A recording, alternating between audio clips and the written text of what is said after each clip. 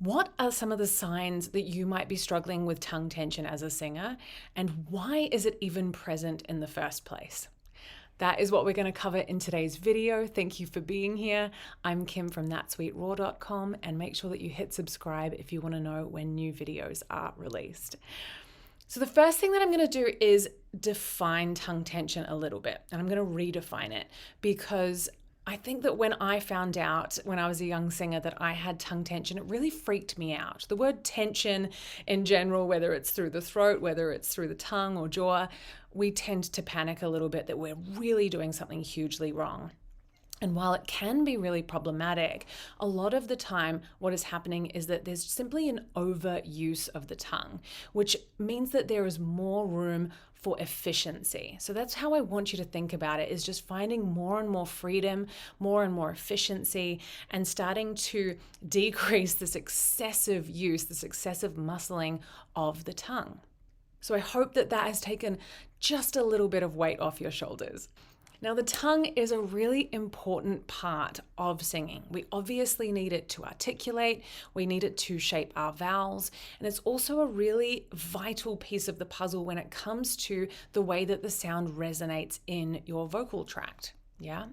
So we do need it. We can't just get rid of it. We can't just not use it, because then things become really sloppy and really problematic. You're not going to get the sound that you want. And it can be a great tool if we know how to use it properly. So in subsequent videos, I'm going to talk a little bit about how we can release tongue tension and also how we can better use our tongues for more efficiency, for better resonance. So stay tuned. What are the signs that you are having a bit of an issue with overuse of your tongue? It can absorb the resonance. So if you feel like there isn't as much fullness to your voice, if you're feeling like it's kind of dull sounding, you can feel it as a block. So often people will say, I have tension, when in reality, it can be the root of the tongue that is really problematic. It feels like it's kind of cutting you off from the fuel, from your breath. You might notice a more swallowed or froggy sound all the way back there. It could be that the tongue actually wants to push forward. So it almost wants to launch forward to create sounds for you.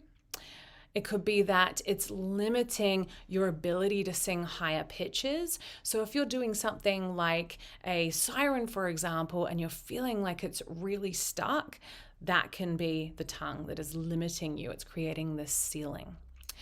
It can also limit our agility. So if you are wanting to do faster and faster riffs and runs, the tongue is a big part of that. We need to make sure that he is behaving in the way that we want him to. And another one could be that you have a really pinched nasal kind of sound. That can be overuse of the tongue. And if you are finding it really challenging to move over your break or your passaggio, if it feels really clunky, that can be the tongue too. So you'll notice that there are a huge range of things that you might identify as problems or things that you can't do, that you feel really limited in, that could be linked to the one thing. So I think this is really exciting as a singer, is that we see this plethora of problems. You might go, oh my gosh, I experienced 3 of those things. And it could be one small change that unlocks everything for you. So I just wanted to highlight this because sometimes as singers, we can feel like maybe we're not cut out for this. There are too many things wrong with my voice. I don't even know where to start. It's too overwhelming. And in reality, it could be one tiny thing that unlocks everything. So please find a teacher who can do that for you, who can really hone in on what the things are that are limiting your voice, because that's what it is. It's not that you're not talented. It's not that you can't do this. It's that there'll be something that is limiting you. So please reach out for support. Do not give up. It could be minute little things.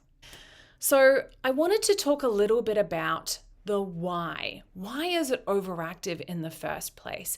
And the reason is that yes, we can unlock the tongue, but if we don't look at the reason why it's overactive, that can be a little bit more challenging, right? We want to nip it in the bud. We want to understand the relationship between what our tongue is trying to do, because it's trying to help you do something, and then start to unravel it with different tools and approaches and exercises.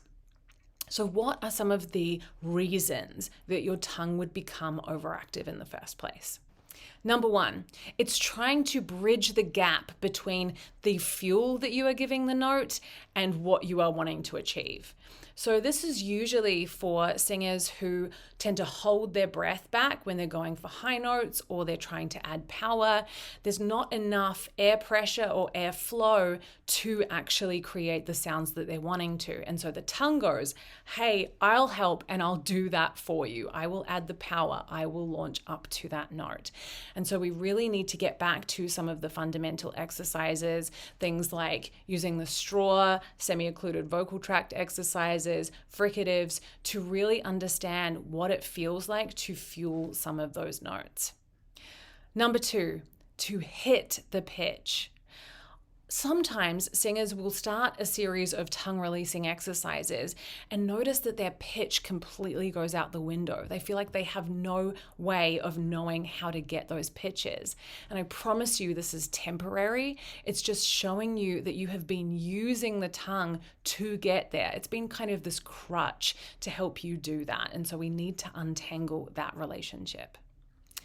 Number three, placement.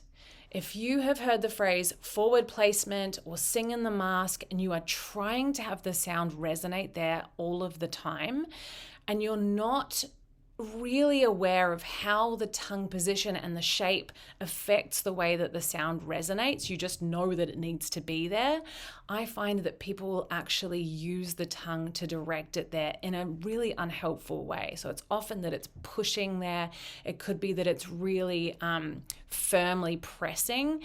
That's to try to get the sound to resonate there, rather than making some really strategic changes to the way that we pronounce the vowel, the way that we modify the vowel in order for it to land there, to allow it to be there with ease. Number four, I wanted to talk a little bit about more of the emotional side of things. What I noticed with my tongue tension is it became really apparent in situations where I wanted to be impressive. So I wanted to make an even bigger sound, an even bigger splash to impress the audience or to impress people at auditions or competitions. And so having that in the back of your mind can be really helpful to start to untangle that relationship in a performance context. I've also noticed with singers who are more shy, who are feeling incredibly vulnerable on stage or singing in front of other people, they can often have the opposite, where their tongue might actually retract back in their mouth because they want to hold their voice back. They actually want to feel like they're hiding or being hidden or just not being quite as out there, quite as visible. So have a think about those elements, as well as the more technical elements, as well as the more physiological elements, because they are important. We need to understand what we're feeling and what we're trying to do, because the tongue is often the culprit. He's the one that is trying to do it for us. So I think it's important to keep this in mind, to understand how we feel and what we want to create in any given moment can have an impact on the way that we create it. We can sacrifice efficiency because we want it to be more powerful, or we don't trust that we're going to hit that note, and so we add a bit more oomph, right? And that can be from the jaw, it can be from the muscles through the throat, it can be from the tongue. So there are ways that we can over-sing, overdo it because we really want to nail that, or ways that we can hold back because we're a little bit scared of the vulnerability that comes with those situations. So have a think about if either of those two applies to you.